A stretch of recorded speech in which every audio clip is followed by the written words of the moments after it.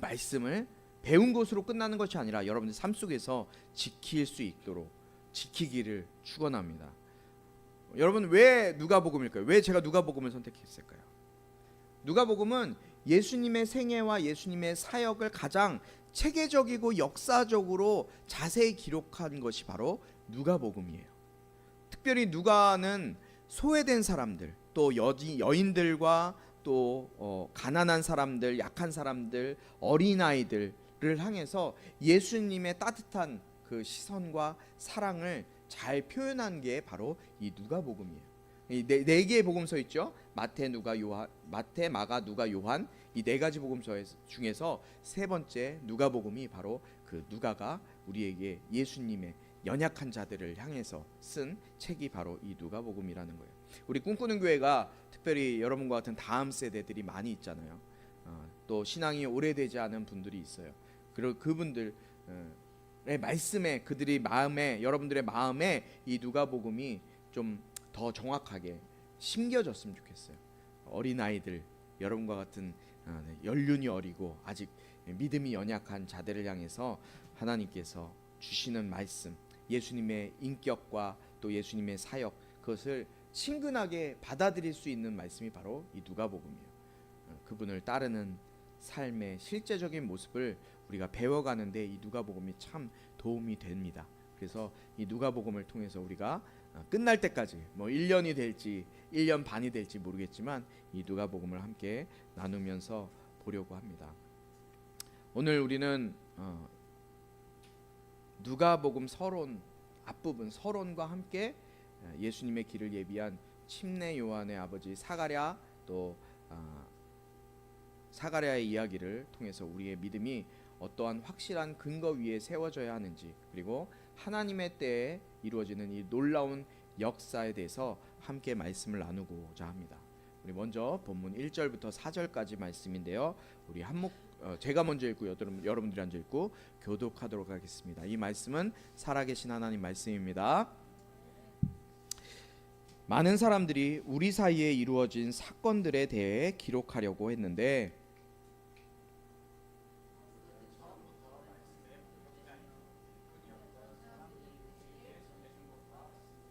존경하는 데오빌로님, 제 자신도 그 모든 사건을 처음부터 면밀히 조사해 당신을 위해 순서대로 써보내는 것이 좋겠다는 생각이 들었습니다.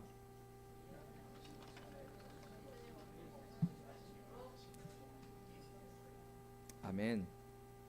1절부터 4절까지는 누가복음의 서론이 기록되어져 있어요. 즉 누가복음의 저자 누가가 이 복음서를 왜 이렇게 기록했는지를 밝히는 부분이 바로 이 앞에 1절부터 4절까지 말씀이에요. 여러분, 누가복음의 저자가 누굴까요? 누가복음의 저자 누구예요? 누구요? 누가복음의 저자는 누가예요. 누가의 직업이 뭘까요? 의사예요, 의사. 그럼 누가복음은 예수님의 제자일까요? 예수님의 제자다.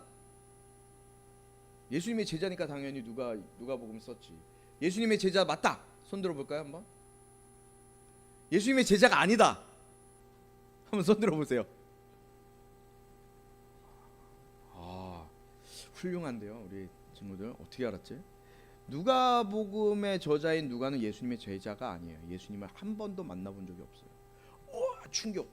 충격으로 다가오죠. 이 누가는요, 예수님의 제자가 아니에요. 예수님을 만나보지도 않았어요. 어떻게 그럼 누가가 예수님에 대해서 썼을까요? 누가는 이방인이었어요. 유대인이 아니라 이방인 의사라고 나와요. 누가는요, 이방인 의사로서 사도 바울이 2차 전도 여행할 때, 두 번째 전도, 사도행전에 나오죠. 두 번째 전도 여행을 할 때 바울을 만나게 되었고, 바울을 통해서 예수님에 대한 말씀을 들었어요. 그 복음을 듣고서 이 말씀이 진리인 것을 누가가 깨달아요. 그리고 바울을 쫓아다니게 돼요. 바울을 계속 쫓아다녔어요. 그러다가 바울이 유대인들에게 계속 모함을 당하잖아요. 그 누명도 쓰고 이 유대인들의 막 시기와 질투 이런 것들을 통해서 계속 고소고발을 당하게 돼요. 그리고 바울이 결국 어떻게 돼요? 감옥에 갇혀요. 감옥에 갇혀서 가이사랴, 제가 옛날에 사진으로 보여드렸어요. 가이사랴 감옥에 갇혀 있을 때 한 2년 정도 바울이 그 가이사랴 감옥에 갇혀 있었어요. 그 갇혀 있을 때 지금 누가가 바울을 쫓아다녔는데 2년 동안이나 바울이 로마 이 가이사랴 감옥에 갇혀 있으니까 누가는 뭐예요? 자기가 쫓아다녔던 사생팬이었단 말이죠. 바울의 사생팬.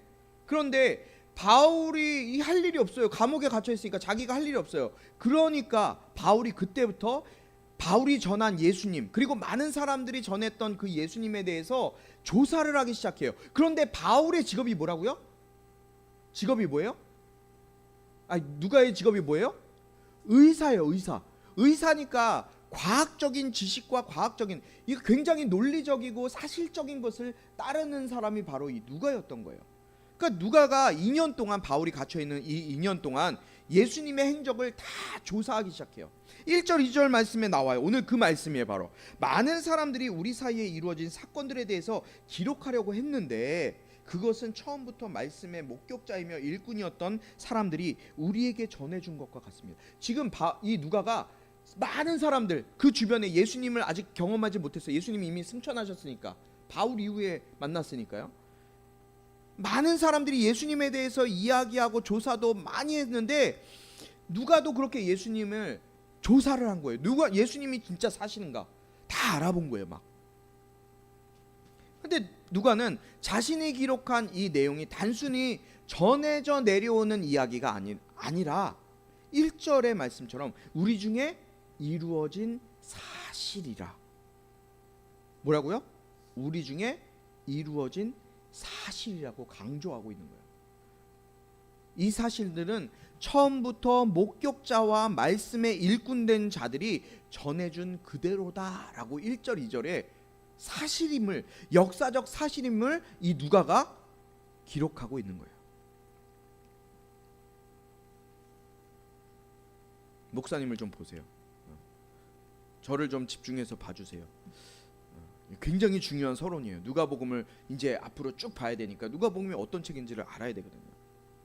그러니까 예수님이 이 땅에 계셨다, 살아 계셨고 일하셨고 그 많은 일들이 실제적으로 일어났다라는 이것, 그러니까 예수님에 대한 모든 것들이 사실이라는 것을 강조하면서 이 사건을 처음부터 면밀히 조사했다는 거예요.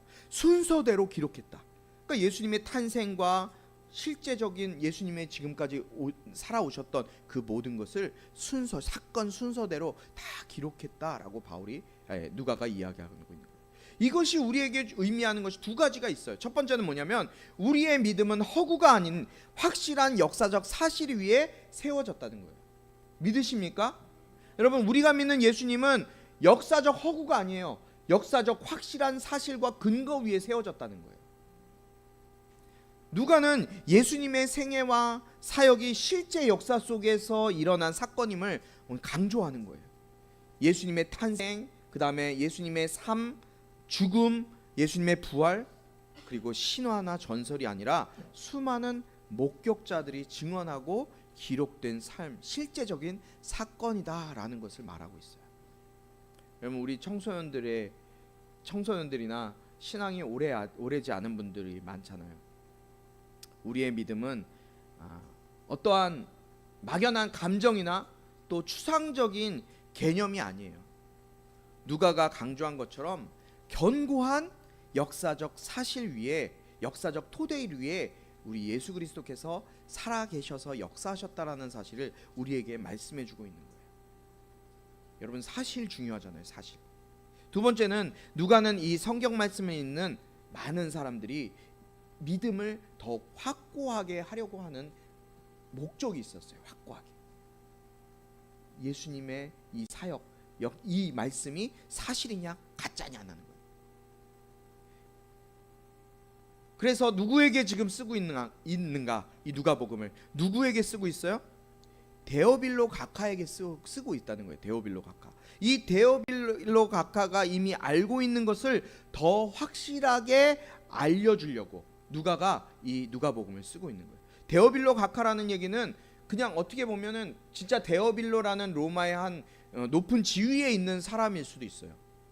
그런데 이 데오빌로라는 헬라어를 원문을 분석해 보면 데오빌로라는 얘기는 하나님을 사랑하는 자들이라는 뜻이에요. 그러니까 하나님을 믿고 있었던 당시에 있는 수많은 예수 그리스도의 공동체, 교회 공동체를 향하여서 이 누가복음을 전해주려고 썼든, 아니면은 정말 한 사람의 뭐 높은 지위에 있었던 어떤 그 관리를 위해서 썼든, 이 사실적인 근거를 가지고 썼다는 거예요. 그런데 누가가 이렇게 누가복음을 기록한 목적은 그 데오빌로뿐만 아니라 하나님을 사랑하는 사람들뿐만 아니라 우리에게도 동일하게 적용된다는 거예요. 우리는 이미 예수님을 믿었죠. 그리고 구원받은 사람이었어요. 그런데 그렇게 예수님을 믿고 구원받았지만 때로는 여러분들의 믿음이 흔들릴 때도 있어요. 의심이 들 때도 있어요. 아, 내가 믿는 예수님이 정말 맞는 것인가? 내가 시간을 들여서 교회 나가서 시간을 보내고 있는데 이게 정말 맞는 것일까? 라는 의심이 들 때도 있단 말이에요. 그럴 때 누가복음은 이 말씀이, 살아계신 그 하나님의 말씀이신 이 말씀이 인간의 창작물이나 인간의 생각이 아니라 정확한 역사적 사실 위에 쓰여진 예수님의 말씀과 사역이다 라는 것을 우리에게 기억시키게 하고, 말씀을 통해 우리의 신앙과 믿음의 기초를 더욱더 든든히 세워가기 위한 그런 목적으로 우리에게 이 누가복음을 썼다는 말씀입니다. 이제 누가복음의 서론을 넘어서 우리가 예수님의 길을 예비한 침례 요한의 탄생과 또 그 아버지 부모님의 이야기로 한번 들어가 보려고 해요. 5절부터 7절까지 말씀 우리 한 목소리로 함께 합독하도록 하겠습니다. 시작. 그는 아비야 계열에 소속된 사람이었습니다. 그 아내 또한 아론의 자손이었는데 그녀의 이름은 엘리사벳이었습니다. 둘 다 하나님 보시기에 의로운 사람들이어서 주의 모든 계명과 율례를 흠잡을 데 없이 잘 지켰습니다. 그런데 이들에게는 자식이 없었습니다. 엘리사벳이 아기를 가질 수 없는 몸이었고 둘 다 이미 나이가 많았기 때문입니다. 아멘. 여러분, 침례 요한이 어떻게 태어났는지를 설명하기 전에 그 아버지 사가랴와 그 어머니 엘리사벳에 대한 이야기를 이 누가복음이 먼저 기록하고 있어요. 누가는 역사적 사실에 관심이 많았다 그랬어요. 그렇죠? 실제냐 이것이 가짜냐, 역사적 사실에 관심이 많았어요. 우리가 믿는 이 복음이 역사적 사실이 아니라면 우리는 헛된 것을 믿는 거예요. 여러분들은 지금 이 자리에 쓸데없이 와서 앉아 있는 거라고. 역사적 사실이 아니면은 쓸데없는 것을 믿는 거예요. 그렇기 때문에 누가는 사가랴와 엘리사벳이 실제로 존재했던 인물이다 뿐만 아니라 사가랴가 성전에 들어가서 제사장으로서의 직무를 감당했던 유대인이었다. 그리고 유대인의 전통과 율법을 따라서 사역했던 사람임을 오늘 이 말씀 속에서 기록하고 있는 거예요.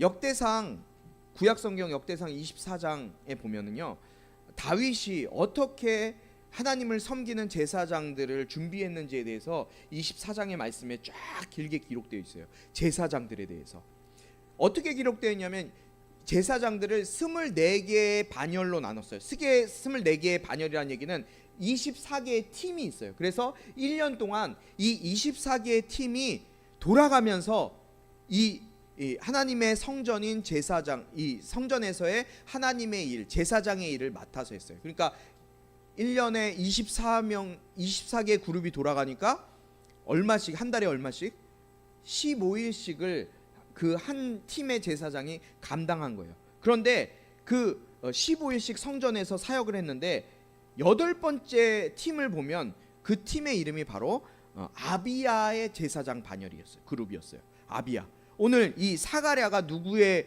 반열이에요? 이 아비야 반열이에요.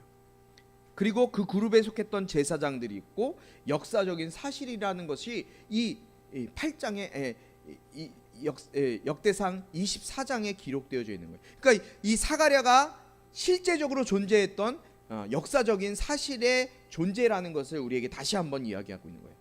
그래서 5절 7절까지의 말씀을 보면 누가는 우리에게 무엇을 말하고 있는 거예요? 사가랴와 엘리사벳, 이 침례 요한의 부모님이었던 사가랴와 엘리사벳의 이야기를 먼저 우리에게 해주고 있는 거예요. 왜요? 왜 그럼 그 부모를 먼저 얘기해 줄까요? 침례 요한은 어떤 사람이었어요? 침례 요한은 예수님의 오실 길을 예비한 사람, 준비한 사람이었어요. 그런데 그 예수님의 오실 길을 예비했던 마가복음에 가장 처음에 등장했던 인물이었던 이 침례 요한을 설명하는 게 아니라 침례 요한의 부모님을 설명하고 있다고요. 왜 그럼 이 침례 요한의 부모님의 이야기를 먼저 우리에게 해주고 있는 걸까요? 왜냐하면 하나님께서 어떤 가정에 하나님께서 침례 요한과 같이 예수님의 오실 길을 준비할 사람을 보내는가를 말씀해 주시고 있는 거예요. 여러분 잘 들으세요. 집중하세요. 어떤 가정에 하나님께서 주님의 오실 길을 예비할 사람을, 준비된 사람을 보내시는가를 우리에게 말씀해 주고 있다고요. 어떤 가정에 은혜를 베푸시는가, 어떤 가정을 통해 하나님이 역사하시는가를 말씀하고 있는 거예요. 우리에게 굉장히 중요한 거예요. 여러분 가정 다 있잖아요. 여러분 가정. 오늘 말씀해 보니까 사가랴와 엘리사벳이 어떤 사람이었는지 기록하고 있어요. 그들은 의인이었어요. 의인. 주의 모든 계명과 규례대로 흠이 없이 행하는 경건한 부부였다라고 오늘 말씀에 기록하고 있거든요. 여러분 사람으로서 흠이 없는 사람이 있어요, 없어요? 없어요. 흠이 없는 사람이 없지만 성경에서 오늘 말씀에 기록된 것처럼 이 두 사람은 하나님 앞에서 살아가는 사람이었어요. 하나님 앞에서 언제나 어디에서 살아가고 있었다고요? 하나님 앞에서 늘 언제나 하나님 앞에 살아가는 사람이었어요. 하나님 앞에 바로 서기 위해서, 바로 서려고, 바로 살기로 결단했던 사람들이었고 하나님의 뜻에 순종하기로 결단한 사람들이 바로 이 사가랴와 엘리사벳이었어요. 심지어 지금 이들이 살아가고 있는 이 시대는요, 유대의 헤롯 왕이라고 하는 아주 악한 왕이 다스리고 있을 때 이 유대 땅에 살았던 사람이에요. 헤롯은요 당시에 굉장히 불법적이고 포악한 사람이었어요. 무슨 말이에요? 아무리 세상이 악하고 환경이 악할 때라도 하나님은 일하신다는 거예요. 하나님은 일하세요. 지금 이 헤롯이라는 악한 왕이 다스리고 있었음에도 불구하고 하나님은 이 사가랴와 엘리사벳과 같은 의로운 사람, 하나님의 앞에 올바로 살기 위해서 발버둥 쳤던 이 사람의 가정을 선택하셔서 하나님의 예수님의 오실 길을 준비한 사람을 보내셨다는 거예요. 여러분 하나님은 어떤 사람을 통해 일하시나요? 하나님을 온전히 의지하고 하나님 앞에 살아가기 위해서 발버둥 치는 가정을 통해서 역사하시는 거예요. 여러분 그래서 우리는 세상을 탓하고 불평하고 낙심할 필요가 없어요. 아무리 세상이 악하고 나를 도와주는 사람도 없고 모두 나를 도와주지 않는다. 불만을 가질 필요가 없는 거예요. 내 삶은 왜 이래? 내 주변에 도움이 왜 이렇게 없어? 불평불만할 필요가 없는 거예요. 헤롯 왕처럼 악한 왕이 통치하고 있었고 지금 이 시대는 로마의 식민지 시대였어요. 우리나라가 일제 치하에 살던 그런 시대와 마찬가지로 로마의 식민지하에 있을 때에도 아무런 소명도 없었고 소망도 없었고 보이지 않는 그런 끝이 없는 어둠이 터널이 놓여있는 이 시대를 살아가고 있을 때도 하나님은 일하셔요. 하나님은 사람을 준비시키세요. 하나님은 역사하세요. 그런데 이들에게 또 한 가지 더 아픔이 있어요. 더한 아픔이 있었어요. 그 아픔이 뭔지 아세요? 그들에게는 자식이 없어요. 두 사람의 나이가 많았어요. 더 이상 이 사가랴는 아이를 가질 수 없고 엘리사벳도 아이를 가질 수 없는 상황이에요. 경수가 다 끝났어요. 월경 다 끝났었어요. 아이를 가질 수 없는 상황이었어요. 나이가 많았어요. 그 당시 사회에서는요 자식이 없다는 것은 큰 수치였어요. 하나님의 저주로까지 여겨지기도 했어요. 오랜 시간 자녀를 위해 기도했겠죠.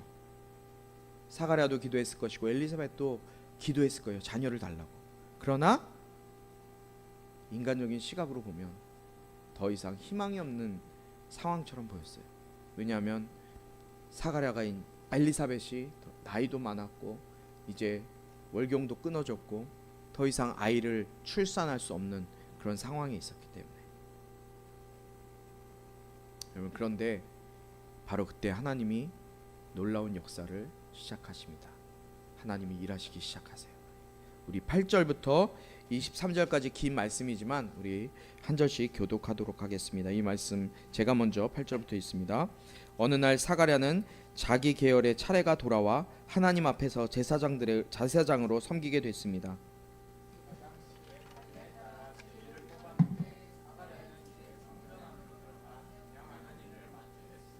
그리고 사람들은 모두 밖에서 기도하고 있었습니다.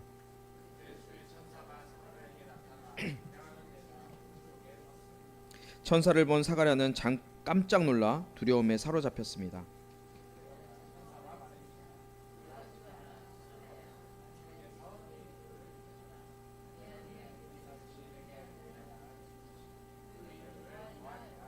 그 아이는 내게 기쁨과 즐거움이 될 것이며 많은 사람이 그가 태어난 것을 기뻐할 것이다. 그가 주께서 보시기에 유대인 사람이 될 것이기 때문이다. 또 그 아이는 포도주나 독한 술을 마시지 않을 것이고 모태에서부터 성령으로 충만할 것이며 이스라엘의 많은 백성들을 그들의 주 하나님께 돌아오게 할 것이다.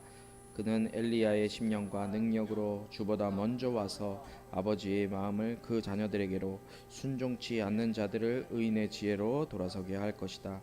그래서 주를 위해 예비된 백성들을 준비할 것이다. 사가랴가 천사들에게 물었습니다. 제가 어떻게 이 말을 확신하겠습니까? 저는 늙었고 제 아내도 나이가 많습니다. 천사가 대답했습니다. 나는 하나님 앞에 서 있는 가브리엘이다. 나는 이 좋은 소식을 내게 말하라고 보내심을 받았다. 보아라, 너는 벙어리가 돼서 이 일이 일어날 그날까지 말을 하지 못할 것이다. 이는 내가 그때가 되면 다 이루어질 내 말들을 믿지 않았기 때문이다. 한편 사람들은 사가랴를 기다리고 있었는데 그가 성전 안에서 너무 오래 지체함으로 이상하게 여겼습니다. 사가랴가 밖으로 나왔을 때 말을 하지 못하자 사람들은 그가 성전 안에서 환상을 본 줄 알았습니다. 사가랴는 손짓만 했지 말을 못하는 채로 계속 있었습니다. 직무 기간이 끝나자 사가랴는 집으로 돌아갔습니다. 아멘. 사가랴가 제사장 직분을 감당하기 위해서 성전으로 들어갑니다. 그때 천사 가브리엘이 이 사가랴에게 나타나요. 그에게 아들을 낳을 것이다. 그리고 그 아들의 이름을 요한이라 해라 라고 얘기해요. 그가 이스라엘 자손을 주 하나님께로 돌아오게 할 것이다 라고 천사가 이야기해줘요. 어떤 천사가요? 가브리엘이요. 사가랴가 이 천사 가브리엘을 만나기 전까지 어떤 일이 있었는지 아세요, 여러분? 지금 놀라운 일이 벌어지는 거예요. 지금 천사가 가브리엘 천사가 지금 사가랴에게 나타나기 전까지 말라기 선지자부터 약 400년 동안 하나님께서 그 어떤 선지자, 그 어떤 예언자를 통해서 말씀하시지 않았어요. 하나님이 인간과 관계하지 않으셨어요. 왜냐하면 인간이 너무 악했기 때문에 하나님이 말씀도 하지 않았어요. 어떠한 제사장, 예언자 말씀하시지 하나님의 뜻도 보여주시지 않았어요. 하나님의 임재도 없었어요. 매일 성전에서 예배가 올려지고 하나님 앞에 제사가 드려졌지만 하나님이 반응하지 않으셨어요. 그런데 지금 사가랴에게 가브리엘 천사를 통해서 400년 만에 하나님이 지금 말씀하시는 거예요. 하나님이 일하시겠다라고 지금 선언하신 거예요. 수백 년간의 침묵을 지금 하나님이 깨시는 거예요. 여러분 보세요. 지금 사가랴가 살아가고 있는 시대, 어떤 시대였다 그랬어요? 로마의 식민지 시대였어요. 이스라엘 백성들은 희망도 없었고 헤롯이라는 아주 악한 왕이 다스리고 있어서 아주 악한 시대였어요. 그런데 이런 황무지 같은 시대에 하나님은 음성을 들려주세요. 그리고 하나님이 임재하시고 하나님이 예언을 들려주세요. 하나님이 행하실 위대한 일들을 말씀을 통해 가르쳐 주시고 있는 거예요. 지금까지 이런 임재도 없었고 말씀도 없었고 희망도 없는 이런 때에 사가랴는 하나님 앞에서 자신의 직무를 충실히 행하고 있는 모습을 보게 돼요. 그럼 지금은 세상이 아주 악한 때죠. 우리가 살아가는 시대 얼마나 악합니까? 그냥 지하철에 자기가 이혼 소송에 진 것 때문에 화가 나서 불을 질러버리는, 자기를 비웃었다고 그냥 길 가는 사람을 여러 명을 그냥 칼로 찔러버리는 이런 시대를 우리가 살아가고 있어요. 하나님의 일을 해도 아무런 결과가 없는 것 같고, 하나님을 위해 사는 것이 나에게 아무런 이득도 없는 것 같고, 내가 교회 때문에, 예수님 때문에 어떤 것을 포기했지만 높은 곳에 올라가는 것 같지도 않고, 돈도 많이 벌지도 못하고, 그렇지 않아요? 교회 다니는 것 때문에 세상 사람들이 하는 주말 알바도 못하고, 세상 사람들이 내가 교회에 열심히 있다고 인정해 주지도 않고, 여러분들이 앞으로 그런 일들이 더 많이 겪어요. 저는 얼마 전에 우리 연희가 실습을 결정하는 문제에 있어서 많은 어려움이 있었죠. 오늘 이 말씀을 준비하면서 연희가 참 많이 생각났어요. 나름대로 주님의 일을 위해서 최선의 것, 최고의 것을 포기했는데 하나님은 그것에 대해서 보상을 안 해줘. 사람들은 미련하다고 얘기까지. 우리가 살아가는 시대가 지금 이런 시대예요. 그런데요, 그때에 하나님께 헌신하게 되면요, 하나님은 침례 요한을 세우시는 기적을 이 가정을 통해서 세워주세요.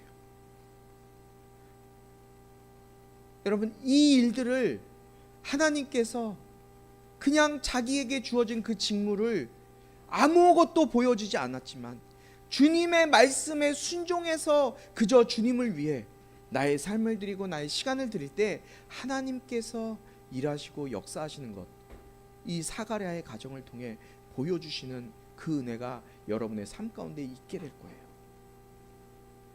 여러분들을 세워주실 거예요. 근데 어떤 가정에 주님께서 침례 요한을 세워주셨어요? 말라기 4장 5절 6절 말씀에 보면 구약의 가장 마지막 말씀을 성취하는 가정으로 세워주세요. 17절 말씀에 기록되어져 있어요. 한번 말라기 말씀 한번 볼까요? 우리 한 목소리로 함께 읽어보겠습니다. 시작. 보라, 그 크고 무서운 여호와의 날이 오기 전에 내가 너희에게 예언자 엘리야를 보낼 것이다. 그가 부모의 마음을 자식에게 돌리고 자식의 마음을 부모에게 돌릴 것이다. 돌이키지 않으면 내가 가서 저주로 이 땅을 칠 것이다. 아멘. 말라기 선지자가 마지막 때, 이 땅의 마지막 때 예언한 말씀을 주고 있어요. 바로 침례 요한, 엘리야와 같은 심령을 가진 침례 요한을 이 가정에 세워주시는 거예요. 17절에 기록되어져 있죠. 그는 엘리야의 심령과 능력으로 주보다 먼저 와서 아버지의 마음을 그 자녀들에게로, 순종치 않는 자들을 의인의 지혜로 돌아서게 할 것이다. 그래서 주를 위해 예비된 백성들을 준비할 것이다. 할렐루야. 메시아가 이 땅에 오시기 전에 엘리야의 영을 가진 선지자를 먼저 이 땅에 보내주시고 그 하나님 앞에 타락한 이스라엘 백성들의 마음을 하나님께로 다시 돌이키는 그 사역을 감당할 자, 침례 요한을 보내주신다라고 말씀하시는 거예요. 사가랴는 지금 아들을 달라고 기도했는데 하나님은 더 큰 것을 주시겠다는 말씀하시는 거예요. 우리는 우리의 필요한 것을 달라고 기도해요. 하지만 하나님은 우리의 기도에 응답하실 때 내가 원하는 것, 내가 이거 주세요 라고 고백한 그것보다 더 큰 것을 주신다는 거예요. 우리는 평범한 것을 위해 기도하지만 우리의 겸손한 기도를 들으시고 우리가 생각하지 못한 더 크고 비밀한 놀라운 일을 하나님께서 저와 여러분의 삶 가운데 이루신다는 사실을 기억하시기 바라요. 여러분, 요한이 이 가정에 태어나는 것만으로도 너무 큰 축복이고 너무 큰 기쁨이었어요. 그런데 그것보다 더 큰 기쁨을 주시는데 그 기쁨이 뭐예요? 이 침례 요한이 주님의 오실 길을 예비하는 자였다는 거예요. 주님의 오실 길을 예비하는 자. 그런데 천사의 말을 들은 이 사가랴의 반응이 어땠는 줄 아세요? 18절에 보니까 제가 어떻게 이 말을 확신하겠습니까? 지금 천사가 나와 얘기했는데 제가 그 말을 어떻게 확신합니까? 저는 늙었고 제 아내도 나이가 많이 들었습니다. 제가 어떻게 아들을 낳을 수 있겠습니까? 사가랴는 자신의 경험과 이성적인 생각, 이성적인 판단에 따라서 천사의 말을 의심해요. 여러분도 지금 제가 하는 말 의심하는 사람 있습니까? 의심하면 그냥 의심으로 끝나요. 오늘 이 말씀을 보세요. 하나님의 능력, 하나님이 역사하실 것이라는 그 믿음으로 반응하지 않고 그냥 어떻게 그런 일이 일어나요? 의심하잖아요. 한계가 있잖아요. 여러분의 믿음에 한계가 있잖아요. 그래서 하나님은 사가랴의 입을 막으세요. 왜요? 하나님의 일하심을 방해할까봐. 사가랴가 믿지 못했잖아요. 하나님의 하실 일을 믿지 못했잖아요. 그러니까 하나님의 하실 일을 방해할까봐 사가랴의 입을 막아버리시는 거예요. 벙어리가 되게 하세요. 믿지 못할 때 그 모든 것들이 끊어지는 거예요. 사람이 아무리 불신해도 그러나 하나님은 하나님의 일을 이루세요. 하나님의 일을 중단시킬 수 없어요. 우리가 믿음이 없다고 해서 하나님이 일을 못 하시는 것 아니에요. 여러분들이 교회 오지 않더라도 하나님이 일하시지 못하는 것이 아니에요. 때로는 우리가 생각하지 못한 방식으로 일이 진행될 때도 있어요. 내가 계획하지 않은 방향으로 내 상황이 흘러갈 수도 있어요. 우리의 연약함 때문에 낙심할 때도 있을 것이고 넘어질 때도 있을 것이에요. 그러나 사가랴의 이야기처럼 하나님의 계획은 우리의 의심이나 우리의 연약함에도 불구하고 반드시 이루어진다는 사실을 기억하시기 바라요. 중요한 것은 우리의 때가 아니라 내가 생각하고 내가 계획한 때가 아니라 하나님이 계획한 하나님의 때, 카이로스 타임에 반드시 하나님이 하나님의 일을 이루신다는 거예요. 여러분의 삶 가운데 지금은 왜 내 삶은 이래? 왜 나한테는 이루어지는 게 없어? 왜 나한테는 되는 게 없어? 낙심하고 좌절하고 넘어질지라도 하나님의 일은 하나님의 때에 이루어진다는 사실을 기억하시기 바라요. 여러분, 오늘 우리는 누가복음 강해 시리즈 첫 시간을 통해서 세 가지 중요한 것을 배웠어요. 첫 번째는 우리의 믿음은 막연한 것이 아니라는 거예요. 믿으십니까? 우리의 믿음은 막연한 것이 아니에요. 역사적 사실과 증언 위에 세워졌다는 사실을 기억하시기 바라요. 누가복음은 우리가 믿는 예수님이 누구신지 그리고 그분이 어떤 일을 행하셨는지 분명하고 확실하게 우리에게 말씀해주고 있어요. 누가복음 말씀을 통해 저와 여러분의 믿음이 더욱더 견고해지고 흔들리지 않는 믿음으로 자라날 수 있게 되길 주님의 이름으로 축복합니다. 두 번째는 세상이 아무리 악하고 환경이 악하고 소망이 끊어졌을지라도 소망이 없어졌을지라도 하나님을 온전히 신뢰하고 믿음으로 나아갈 때 자신에게 주어진 그 사명을 묵묵히 세상은 알아주지도 않고 되는 일이 안 되는 것 같은 그런 일 가운데서도 묵묵히 감당하는 자를 통해서 하나님은 내가 구한 것보다 더 놀라운 일을 나를 통해 일하신다는 사실을 기억하시기 바라요. 불평불만하지 마세요. 믿음으로 신뢰하세요. 하나님은 그런 자를 사용하세요. 세 번째, 하나님은 하나님의 때, 내 때가 아니에요. 여러분, 왜 내 삶은 이래야 됩니까? 하나님 앞에 멱살 붙잡고 하나님 멱살 흔들지 마세요.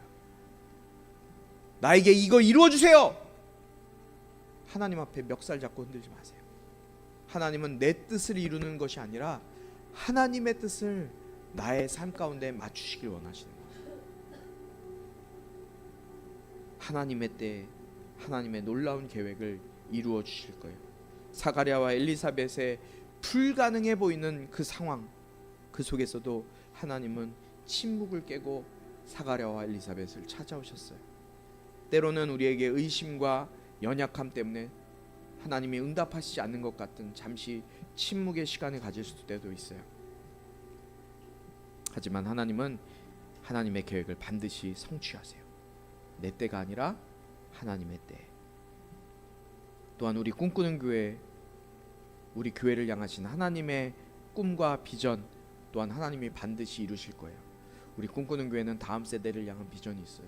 여러분과 같은 젊은 세대들, 그냥 습관적으로 나와서 이 자리에서 예배하는, 그냥 예배한다고 앉아있는 인생이 아니라 하나님 앞에 예수 이름 붙들려서 쓰임받는 자들, 그런 자들을 하나님께서 반드시 이루어내실 거예요. 우리가 앞으로 말씀을 통해서 저와 여러분의 믿음이 더욱더 견고해졌으면 좋겠어요. 그냥 역사적인 과거의 이야기에 매여 있는 것이 아니라 역사적인 사실 위에 하나님의 말씀을 온전히 신뢰하면서 주님이 각자에게 주신 사명을 묵묵히 감당할 때 하나님의 뜻과 계획이 여러분과 저의 삶 가운데 이루어지는, 경험되어지는 은혜가 있길 예수의 이름으로 축복합니다. 우리 같이 좀 기도할게요.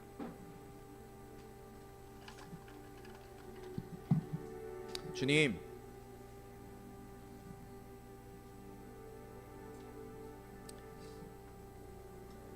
우리가 믿는 예수 그리스도, 우리가 믿는 하나님,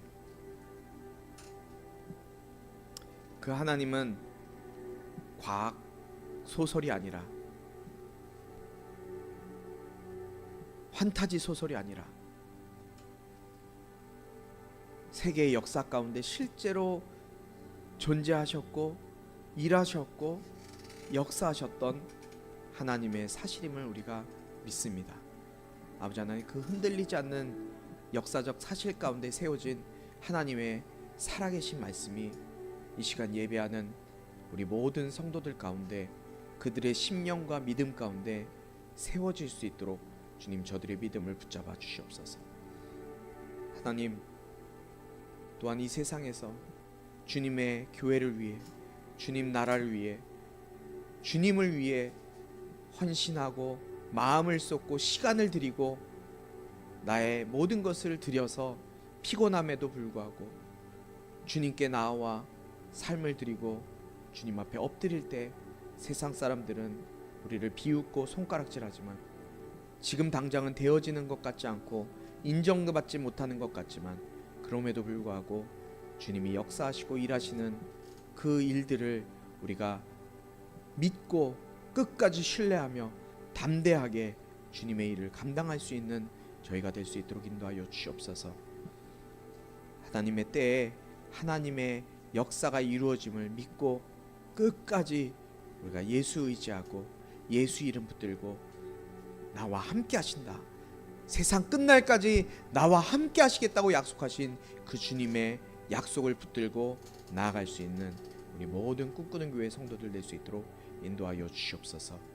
오늘 빈손으로 나오지 아니하고 주님 앞에 귀한 예물 정성스럽게 준비한 손길들이 있습니다. 아버지 하나님, 그들을 주님께서 기억해 주시고 그들의 삶 가운데 놀라운 살아서 역사하시는 주님의 은혜가 나타날 수 있도록 역사하여 주시옵소서.